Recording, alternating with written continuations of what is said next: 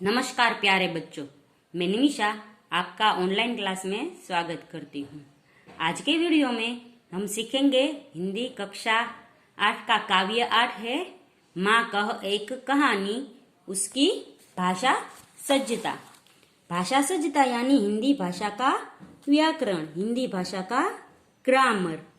कोई भी भाषा सीखने के लिए हमें उस भाषा से सज्ज होना चाहिए, यानी उस भाषा को अपने अंदर उतार लेना चाहिए। तो आज का हमारा टॉपिक है काल। काल के 3 प्रकार होते हैं, वर्तमान काल, भूतकाल और भविष्य काल। तो जो क्रिया होती है वो क्रिया कब की गई है उसके ऊपर से हम है वो काल निर्धारित करते हैं। जबकि क्रिया हो चुकी है तो भूतकाल, और क्रिया अभी चालू है तो वर्तमान काल, और क्रिया अभी होने वाली है और बाकी है तो भविष्य काल होगा। क्रिया का काल। इन वाक्यों को पढ़िए तथा क्रिया पदों पर ध्यान दीजिए। तो मेरा प्रताप ही ऐसा है क्रियापद है। तू मेरी बुद्धि को कुंद बताकर मेरा अपमान कर रहा है। कुंद यानी छोटी, यह भी है लिखा है। तुम्हारा बाहर आना खतरे से खाली नहीं, फिर भी तुम बाहर आ गए। आगे का है वह खान के भीतर रहता था। फिर है उनकी लोहा दादा की एक चपत से तेरी शान चपत हो जाएगी। वह रात में पढ़ाई करेगा। तो बच्चों यहाँ पर जो है मेरा प्रताप ऐसा है और तू मेरी बुद्धि को कुंद बताकर मेरा अपमान कर रहा है, तो ये वाक्य अभी बोले जा रहे हैं, यानी अभी है यानी वर्तमान काल के वाक्य है।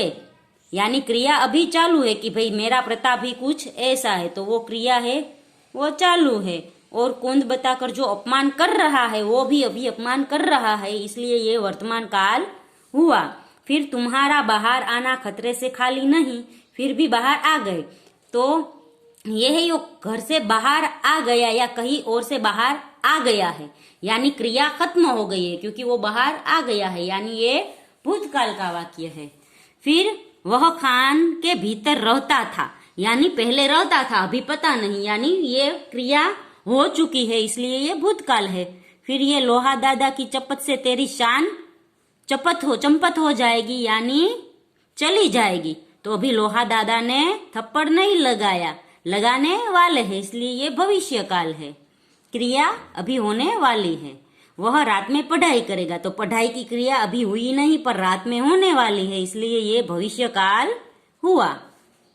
पहले दूसरे वाक्य में क्रियापद है तथा कर रहा है से स्पष्ट हो रहा है कि ये वर्तमान काल के वाक्य है। फिर तीसरे और चौथे वाक्य में आ गए तथा रहता था क्रियापद द्वारा क्रिया के हो चुकने का संकेत मिलता है। क्रिया का यह काल भूतकाल कहलाता है। फिर तीसरा है 5वें तथा 6ठे वाक्य में क्रियापद हो जाएगी तथा करेगा बताते हैं कि क्रिया निकट भविष्य में होने वाली है, यानी अभी हुई नहीं है। वह न तो भूतकाल में पूरी हुई है न ही वर्तमान काल में हो रही है। क्रिया के इस काल को भविष्य काल कहते हैं। तो जो क्रिया हो चुकी है तो भूतकाल, जो क्रिया शुरू है तो वर्तमान काल, और अभी क्रिया होने वाली है तो भविष्य काल कहलाएगा। इस तरह क्रिया के 3 प्रकार होते हैं, वर्तमान काल, भूतकाल और भविष्य काल। याद रखें क्रियापद के अंतिम अंश को देखकर। तो यहाँ पे अंतिम अंश दिया गया है, यानी ये वाक्य के अंत में आएगा तो हमें पता चलेगा कि वाक्य भूतकाल में है, वर्तमान काल में है या भविष्य काल में है। ये एक छोटा सा सूत्र है जो हम याद रखेंगे तो हमें क्रिया पहचानने में कभी कोई गलती नहीं होगी। जैसे है, हई, ओ, हु वर्तमान है वो एक वचन है, और हई है जो बिंदी वाला है, अनुस्वार वाला, वो बहुवचन वाक्य होता है तो ये हई आता है, एक वचन वाक्य होता है तो है आता है। फिर हो या हु ये सब आता है अंत में वाक्य के, तो वो वर्तमान कहलाएगा। आ, ए ई था थे थी भूत, गा गे गी को भविष्य जानो। लो बच्चों अब काल पहचानो। तो इतने वाक्य के पीछे जो भी आएगा उससे हमें पता चलेगा कि वाक्य भूतकाल में है, वर्तमान काल में है या भविष्य काल में है। निम्नलिखित वाक्यों के क्रियापदों को देखकर उनके काल पहचान कर लिखिए। तो बच्चों यहाँ पर अभी हमने काल सीखे हैं वो पहचानना है। जैसे रज्जत गा नहीं रहा था, कविता बना रहा था। तो रज्जत है वो भाई गीत नहीं गा रहा था बल्कि कविता बना रहा था, तो अंत में था आया। तो था है वो भूतकाल हमें समझना है वो, यानी अभी कवि वही जब का ये क्रिया है वो हो गई, क्योंकि वो कविता बना रहा था, अभी नहीं बनाता और बाद में भी नहीं बनाएगा। फिर है हाँ भैया अब मैं तेरी बात मानूंगा। तो अंत में गा आया, तो ये हमारा है भविष्य काल समझना है, क्योंकि अभी जो क्रिया है यानी जो बात मानने की क्रिया है वो बाद में होगी, अभी नहीं हो रही है, भविष्य में होगी, इसलिए ये भविष्य काल है। तीसरा, मैं मौन रहकर तुम्हारी सेवा करना चाहता हूँ। तो हूँ आया तो वर्तमान काल होगा, क्योंकि वो है अभी सेवा करना चाहता है मौन रहकर, इसलिए। फिर 4 नंबर का है तुम्हें देखकर मेरा हृदय शीतल होता है। तो है आया वो भी वर्तमान काल है, क्योंकि उसका हृदय है वो उसे देखकर शीतल हो रहा है, अभी क्रिया चालू है।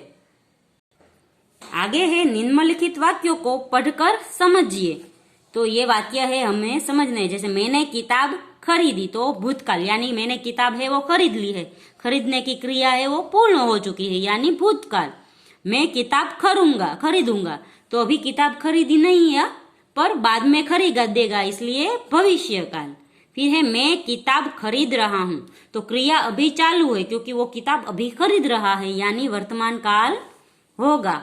फिर आगे है निम्नलिखित वाक्यों को सूचना के अनुसार फिर से लिखिए। तो मैं अहमदाबाद जा रहा हूँ, तो ये वर्तमान काल है क्योंकि क्रिया चालू है, वो अहमदाबाद जा रहा है, तो इसमें क्या है भविष्य काल बनाइए। तो इसमें भविष्य काल बनाना है तो हम लिखेंगे मैं अहमदाबाद जाऊंगा। तो अंत में आएंगे मैं अहमदाबाद जा रहा हूं, निकाल के जाऊंगा लिखेंगे तो भविष्य काल हो जाएगा। फिर है मेहुल मुंबई गया था, तो क्रिया हो गई है कि मेहुल मुंबई गया था, मुंबई जाने की क्रिया पूर्ण हो गई है।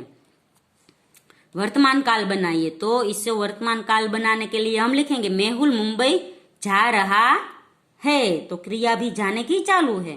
फिर है गीता आइसक्रीम खाएगी, तो आइसक्रीम अभी खाई नहीं है, खाने की क्रिया है आइसक्रीम खाने की, वो खाएगी यानी बाद में होने वाली है, तो ये भविष्य काल है। इसको हमें क्या बनाना है भूतकाल बनाना है, तो हम लिखेंगे गीता ने आइसक्रीम खाई थी या गीता ने आइसक्रीम खा ली, तो वो भूतकाल बन जाएगा। तो बच्चों यहाँ पर है वो भाषा सज्जता का टॉपिक खत्म होता है। अगले वीडियो में हम है वो 9वां पाठ सीखेंगे, पाठ का नाम है ममता। तब तक के लिए गुड बाय, टेक केयर।